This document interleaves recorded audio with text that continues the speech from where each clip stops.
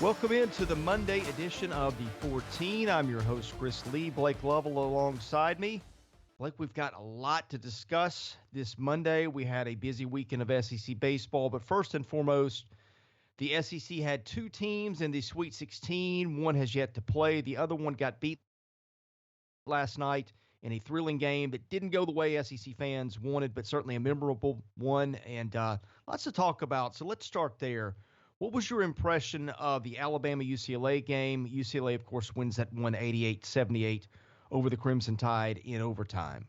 Yeah, quite a win for UCLA. If you just look at it overall, and I think that's what we said. I mean, the score I think is a little bit deceiving, 88-78 in overtime, but I think the game played to the pace of UCLA, and that's what we said. That was how UCLA was going to be able to win.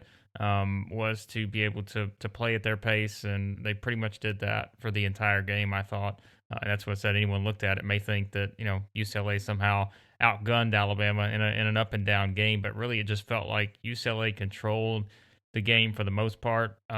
It's as simple as this. Like, if you're Alabama, you can't shoot 44% from the free throw line, 11 of 25, and win a game in the Sweet 16. That's a very close game, one possession game down the stretch. So that's it. UCLA controlled the tempo. Alabama couldn't make a free throw, and that was pretty much the story of the game. And there just wasn't, aside from that, I mean, Alabama didn't really hit threes, but as we've said so many times, that they were still going to be in the game because they were able to, kind of be able to score and play defense and do those things. And they did that for the most part, but they couldn't hit free throws. They had a few careless turnovers along the way. And it was UCLA's night. I don't want to say this was the key possession of the game, but in my mind it was. Alabama is what?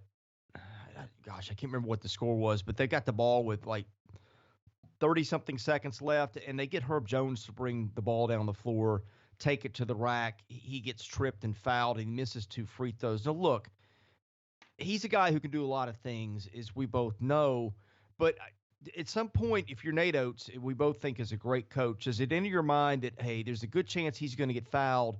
He's not a good foul shooter, and he's not shooting it well tonight. I think if you want to pick bones with what Alabama did, that's where I might start. Yeah, I mean, you probably, if you look back in hindsight, you're thinking, well, we probably should have put it in Shackelford or Quinterly's hands, or, give one of those guys a chance, because those guys really didn't have a problem getting to the rim all night. I thought that at times a little bit up and down, just in terms of how they played, but I didn't think Shackelford obviously didn't have his best night. Only had 4 points. He had 5 turnovers. Quinterly was sort of the one that made things go. So I think in that situation, if you look back on it, you're thinking, yeah, maybe we put it in Quinterly's hands, because, again, I didn't think he had any trouble getting to the rim on pretty much everything. I mean, he missed some shots, but I still think that he had a lot more opportunity than anyone else on the floor. So I get why you do it. It's the last possession, your best player, you give him the ball and you see what he can do. But as we said, I mean, it's just, I think it's just one of those situations where you look back on and say, well, that probably was going to be the situation, and knowing that he was going to drive and probably, like you said, get fouled. There was going to be some kind of contact.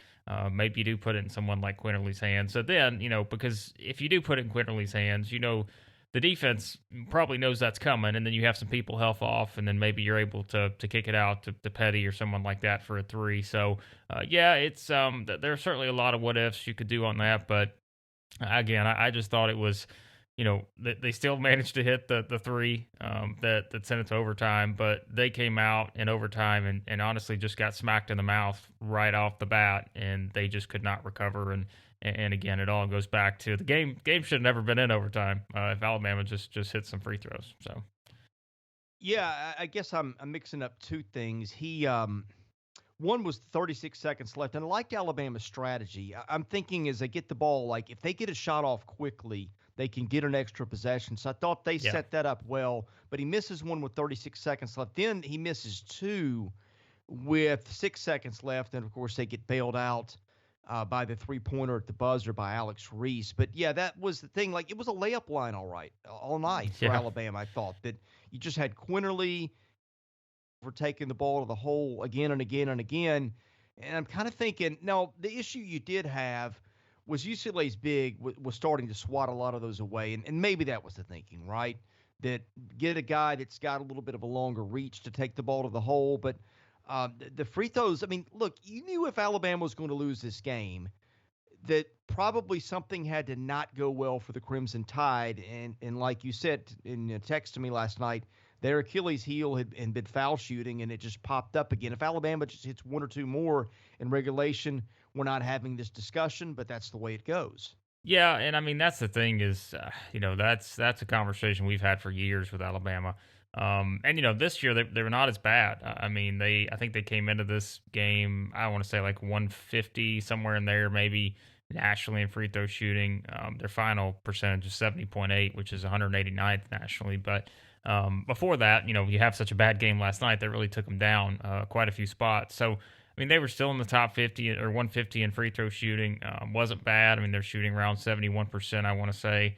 But, if you look back over the years, that's the thing we've always gone back to with Alabama is you felt like they never reached their potential for a variety of reasons. But free throw shooting always played a role because they lost some close games and they just couldn't shoot free throws. I mean, you go back down the line, that has always been the one thing with Alabama that you could pretty much count on for the past 5 seasons. Let's go all the way back to 2016. They finished 332nd nationally in free throw shooting. They shot 64.3%, 320th nationally in the next season. Let's see, we keep going. 307th nationally the following season, 316th nationally. Last year, they moved it up to 235th nationally. So this is the best free throw shooting team that Alabama's had in, I think, 6 seasons. But it just, for whatever reason, that curse came back. And as I put on Twitter, it came back at the worst possible moment because, if you hit 5 free throws, just 5, and you're still shooting a pretty poor percentage, but if you just hit 5 of them, it's a completely different outcome, and you're probably marching on here to the Elite Eight. So, the other thing I wanted to talk about and give credit to UCLA, right? But they were hitting some high degree of difficulty 3-pointers for sure last night. I mean, you had Tiger Campbell hit 2 down the stretch of the first half. Who was it that had to lean in? Was just trying to draw a foul on a 3 late. yeah, I it think it was a wound up wild being shot. a 2. Yeah. I mean, it didn't get more than about 2 feet above the rim, and it just was a line drive that it was a desperation sling at the basket to draw a foul, and it went in. And that's when you're just thinking, okay, if it's not going to end with an Alabama win, it's stuff like that happens. And sure enough, just enough of those things happen to where that's how it ended with UCLA on top. Yeah, and we said coming in, I mean, UCLA is a balanced team. They had a bunch of guys that could score in double figures, and look what you got last night. That's exactly what you got. You had 6 guys scoring double figures, and that's what you had to have. I mean, it was the perfect sort of formula for UCLA to win this game. They controlled the pace. They had 6 guys scoring double figures. Alabama missed a lot of shots that Alabama normally makes. And that was it. Like, that was just the name of the game. And that's what we said. I mean, you felt like, early on, Alabama made a run there. I want to say like halfway through the first half. And you felt like, okay, this is that turning point to where you could see Alabama completely blowing this thing open. Or if you let UCLA hang around and UCLA can come back and hit a couple shots, it gets interesting again. And that's what happened is UCLA just did not let them do what Alabama's done the entire season. And that's when they get rolling. Teams have not found a way to be able to stop them. And pretty much from that point on, UCLA just sort of controlled the game, aside from Alabama making that run late to, send it to overtime. But it was, I thought Mick Cronin, he's someone that I think over the years has not always got the credit he deserved, just because they didn't have a lot of NCAA tournament success at Cincinnati. But here he is, his second season at UCLA. They come in as an 11 seed, in a spot where a lot of people weren't sure, I think, about Mick Cronin after this regular season. And you're like, okay, well, they're coming in as an 11 seed. What's the future of the UCLA program? All this other stuff. I think you've had people, kind of second guessing the hire and all this other stuff. But that guy's still a pretty dang good coach. And to have them here, 1 win away from the Final Four is pretty outstanding. And, for Alabama, I mean, it has to sting because, like we said, the path was there. You felt like the path was set up as well as it could be, and now, moving forward, it's a matter of restructuring the roster, which they'll have no problem doing because I think they recruit well, and but still, you have to replace guys like Jones and Petty and Reese and those kind of guys. So it'll be interesting to see kind of what next season holds for Alabama. But certainly at this point, you feel like it's a missed opportunity just based on some of the things that you've done so well all year long. And you just couldn't do them in this game. What do you make of what the Pac-12's done this tournament? I've said this so many times. It's just the NCAA tournament is it's randomness at times. Like I think and look, the SEC. What was it? 4 years ago, 5 years ago, whatever it was, when Florida, South Carolina, who else was it? Kentucky that got to the Elite Eight. It kind of was one of those where no one thought that South Carolina was getting there. I don't know that a lot of people expected Florida to get there, but Florida's path, I think, was set up nicely enough to where you could see it.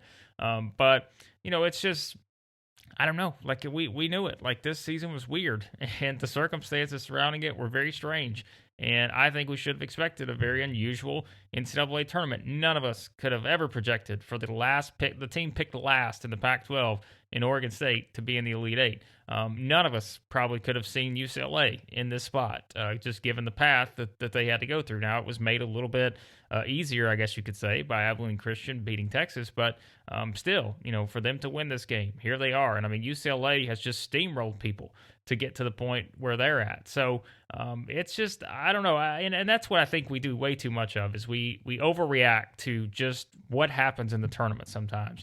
And I'm not taking anything away from the Pac-12, but the fact is, you go back through the Pac-12 schedule, look at some of the brutal non-conference losses that some of those teams had. I mean, just terrible losses. And yet, it's just a matter of what you do now once you get to this point in the season. And they just had teams that have gotten hot at the right time.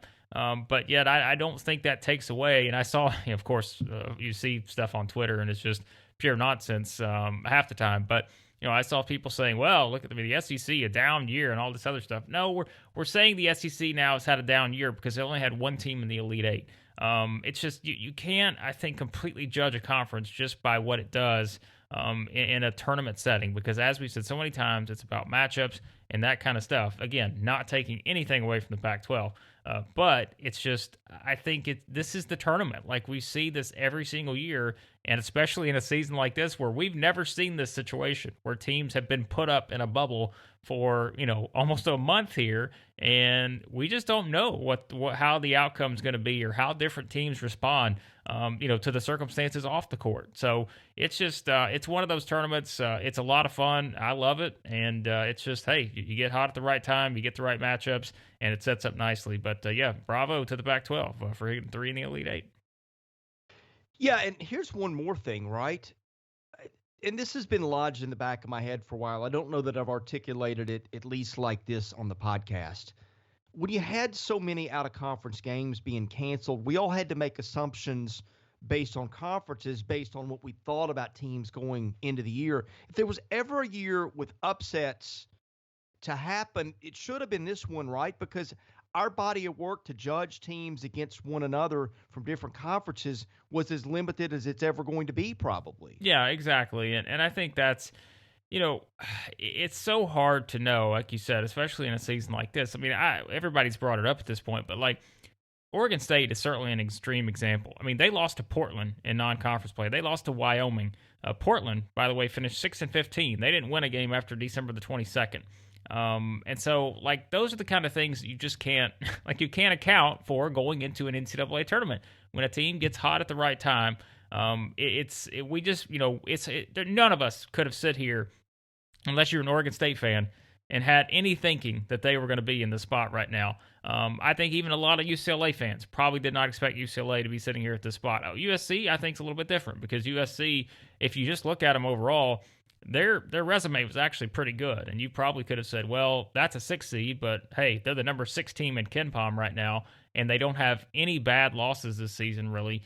So that's one you could have looked at and said, okay, maybe USC didn't get the respect they deserved in terms of their seeding, but overall, like, I mean, the Pac-12 was slotted where the Pac-12 was slotted. Like, it's just sort of, the seeding, I don't necessarily think just completely said, well, maybe every team in the Pac-12 was underseeded. I don't think that was true. I think USC was probably underseeded a bit, looking back. But it's like you get the situation where, and I know, like we said, it was hard for the committee because of what you mentioned about there wasn't a lot to go on outside of conference play for some of these teams this year, and so it made it so hard to kind of set that up. And now maybe that's just part of what we're seeing is the fact that, hey, I mean, it's it was hard to seed this year's tournament, and we said it. Look at the examples, well, Chicago, some of the others. That's the way it went this season because your body of work to pull from in trying to grade these teams and figure out where to slot them just was much more different than it usually is. What was the order of the last 4 teams in the field? I've already forgotten this. That's a good question. I'll have to look that up. I'm trying to remember who the last. I'm trying to Google this right now to see if they put the S curve because they put it out. Yeah, it's out. I don't remember what the actual number was. I want to say, gosh, who was the last team in?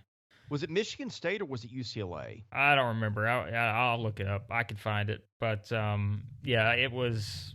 I mean, either way, like UCLA was down there near the bottom. So yeah.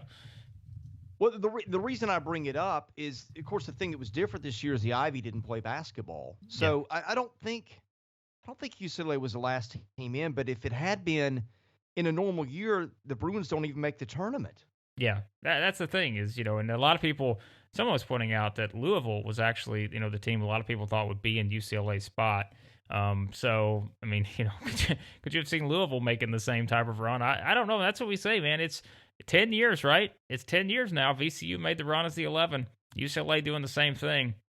So it's just, kind of one of those things. So. It's a little bit of a pet peeve. I agree with you. I think that the final polls are too weighted towards the tournament. And I guess you can say, well, that's when it really matters and teams turn it on at the end. And I guess in this case, your point about the pre-conference schedule, the one that you and I have made, is that, just with so little practice and stoppages, maybe that should weight less. But I always wanted to see a poll done at the end of the season. Of course, nobody's going to do it. I guess it wouldn't stop you and I. But, like, if you had to reseed the NCAA tournament now, based on what we know, what would that look like? And really, to me, that tells you who the best team is, right? Not necessarily how the tournament panned out, but what would that look like if you were saying, all right, now that we have played a tournament and see these teams play more, what would a top 25 ranking look like? That would be fun to do in my estimation, because you'll see teams like a Texas that probably should be in the top 25, maybe even around a 15 or so, that then probably will barely make it because of NCAA tournament results. Yeah, it's just strange. Again, this is what we always go back to with this tournament is the reason. One of the reasons we love it is because it is so unpredictable, and it's just it is. It's about the matchups and momentum and that kind of stuff, and that's what we've seen. Like there's no reason for Oregon State to be in the spot as a team. Was. I mean, like we said before, they weren't even going to be near the NCAA tournament if they didn't win the Pac-12 tournament, but. It's all about getting hot at the right time. A lot of people I've seen point out, what does the regular season really mean in college basketball? I mean, it is what it is. I mean, a lot of coaches, they get graded on the NCAA tournament, fair, unfair. Like I've said many times, you could be someone that goes 35-1 in the regular season for 10 straight years. But if you only, get to the Sweet 16 twice in that 10-year span, you're judged completely different. And it's just. That's how it works. People want to win championships. That's the goal. And, for some of these teams that maybe underachieved in this tournament, as we've seen, that's led to some coaching changes for teams that did. And that's just kind of how it works. The Arkansas game was a wild one, too. And full disclosure, I was in a sports bar trying to watch that one, and we had a lightning strike in the parking lot almost of where I was. And it knocked out all the power and kept waiting for the games to come back on. They didn't. So I pulled up my phone and saw the last play of regulation where Oral Roberts has a pretty good shot. As good a look as you're going to get under the circumstances, and it rims out or back rims or whatever it did. And Arkansas advances. But, boy, that one, from what I did get to see, and from watching on the game tracker while everything was down, that was a thriller. Yeah, really good game. And that's That's why we say it so many times with Arkansas. It's just for whatever reason, the magic number is double digits, like 10 to 12. When Arkansas gets down by 10 to 12 points, it's over. Like they're going to come back and win. Like we should count on at this point. That's just the way it is with Muss's teams. We go back to the magical run he had at Nevada several years ago, where he won those two games against Cincinnati and Texas. Ironically, in terms of just double-digit comebacks, Arkansas, we've seen them do this now in the tournament, and it's where they want to be. Like for whatever reason, once they get down double digits, they get going. And great game though. This one was a lot of fun, and I mean, if you're Oral Roberts, I don't think you could ask for a better look than you had at the final possession there with a chance, and that thing almost went in. It looked like it was online and everything, and I think he even thought it was in, but just wasn't to be. Yeah, it was. I mean, we said it. For Arkansas, you couldn't let a team like that hang around, and they kind of did that. You knew as well as Oral Roberts could shoot the ball, they were going to put up a lot of shots from outside. They didn't make a ton of them. They only made 8 in this game, but they just, their defense was better too. Oral Roberts played better defense than they have, and that made this, one of the better games I thought just of this tournament, just to the way these two teams played. At the end of the day, though, it was, Arkansas just, as we said, if Arkansas could just play its game, it should be able to win. And I think, one of the other things we pointed out is Arkansas was not going to find itself in a 3-point shootout here. And we saw that. I mean, Arkansas went 1 of 9 from 3. They made 1. Like they're not a great 3-point shooting team. So they had to be able to use their size to take advantage of this and take control of this game. And finally they realized that.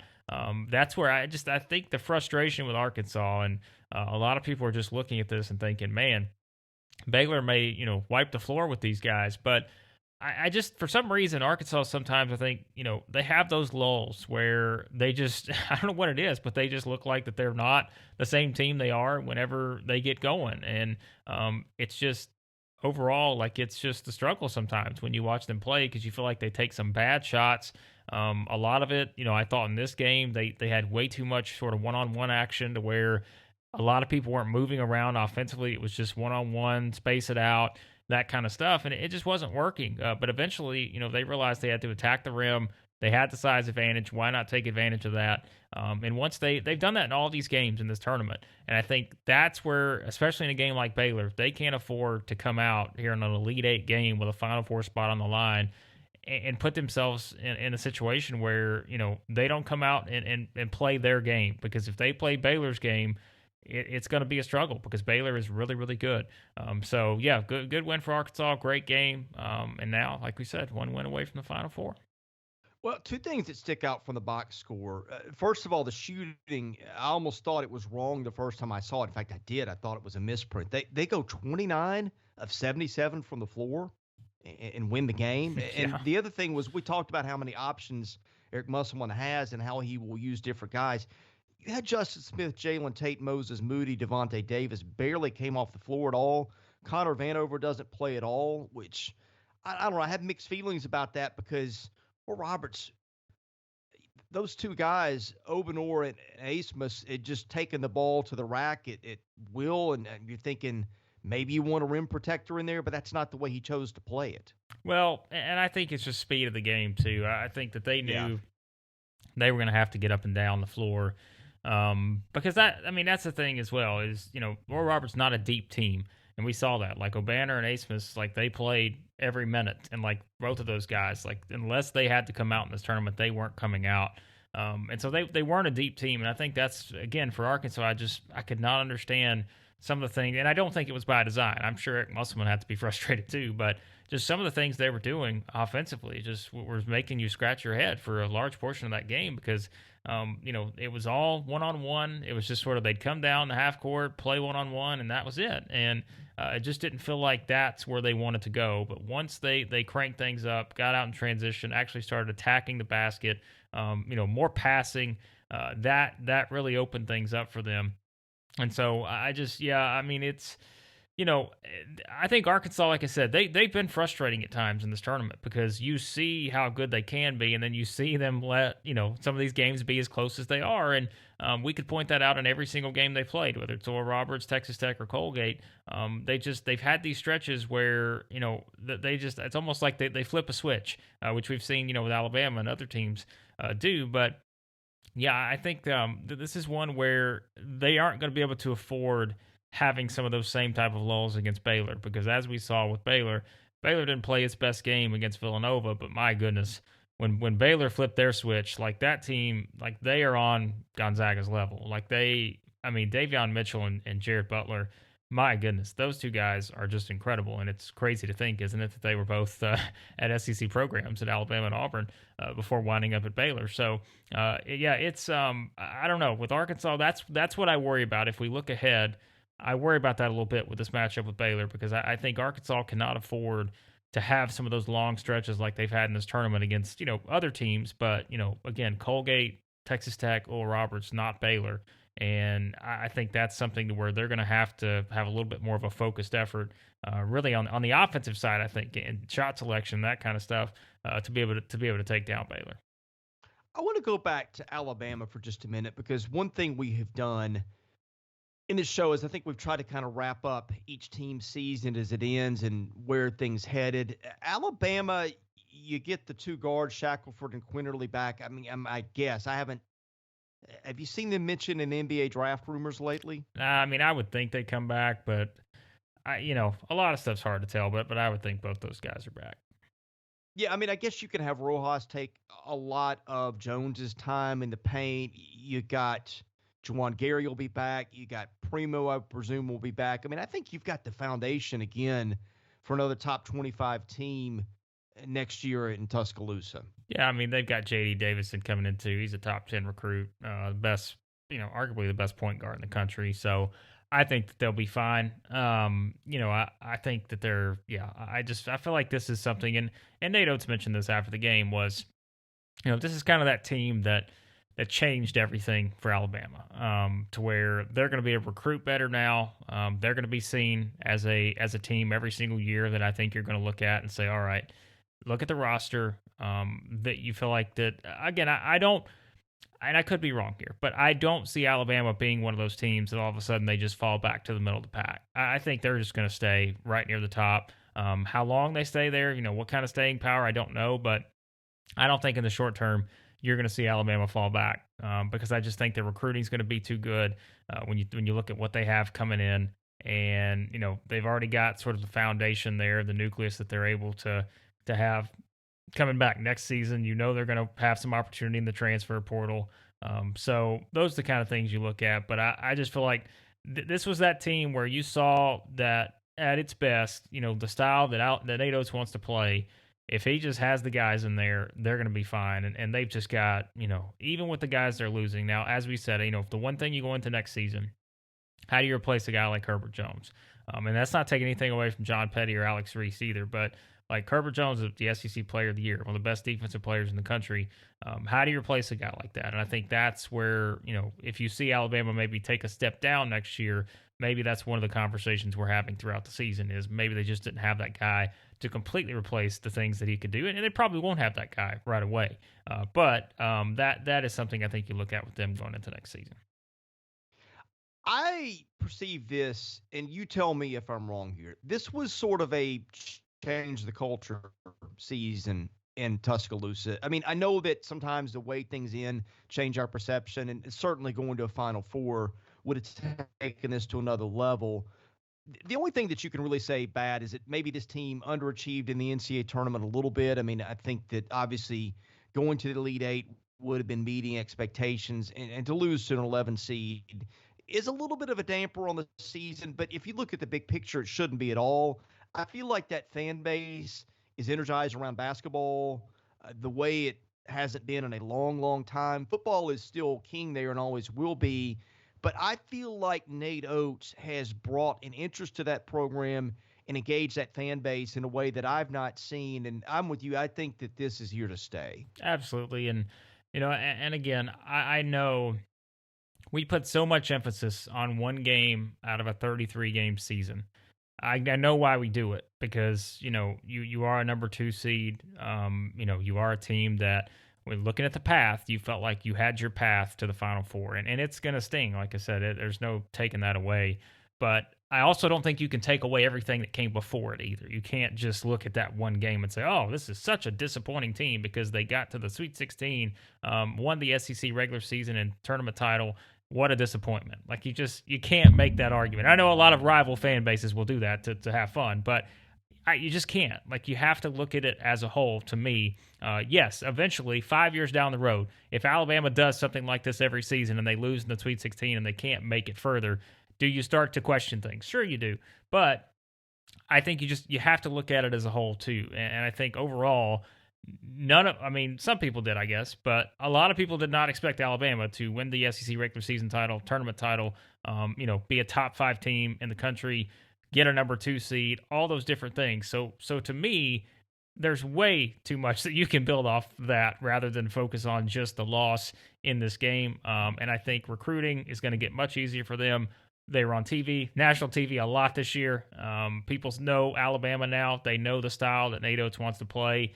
There are a lot of really good guards around the country. As we said, they've got some coming in that are going to look at this Alabama program and say, wow, I want to play in that because of how they play. And you know what? It's sort of similar, as we've seen over the years with a team like Auburn, style of play, that kind of stuff. Arkansas, it's the same way. Like all these teams play a style now that is so attractive, not just to really good guards, but, also guys that, want to be kind of in that new mold. It's what Corey Brewer kind of talked about with us in the podcast we did on Friday. It has gotten to the point to where big men step out, shoot the three. It's just, it's a different style of basketball now. And I think it makes Alabama a very attractive team to gravitate towards if you're someone looking for somewhere to play and you've got a lot of talent and feel like you can eventually be an NBA player because, they do the things. As Corey Brewer said, they shoot the three. They get to the rim. That's the NBA now. There's still some mid-range in there somewhere, but that's just kind of the style. And I feel like that there are a lot of players going to look at that and say, hey, that's probably going to help me have a really good shot at getting to the next level. So. And there are some thoughts on the Sweet 16 action with Alabama and Arkansas. If you're wondering why I am picking up speaking here after just finishing, it is because Chris had an internet issue. His internet went out, so we had to wrap up the podcast a little early. And again, we could not record his portion there to finish up this episode of the podcast. So I'm going to do that here, and certainly we'll have some more thoughts on the action with Arkansas's game against Baylor on Monday night for a shot at the Final Four. We'll talk about that in the next episode of the podcast. Plus, we'll get into SEC baseball, all the stuff happening from the weekend with our guy Barry Allen, who will join us on Tuesday's episode of the podcast. So be sure to subscribe. Any podcast app you use, you can search for the 14 or Southeastern 14. You can find us on there and subscribe to it so that you don't miss any of the episodes that we have coming up. And of course, Southeastern14.com. You can read all the written stuff over there with thoughts on the NCAA tournaments, on SEC baseball, and we'll have some football stuff here coming very soon.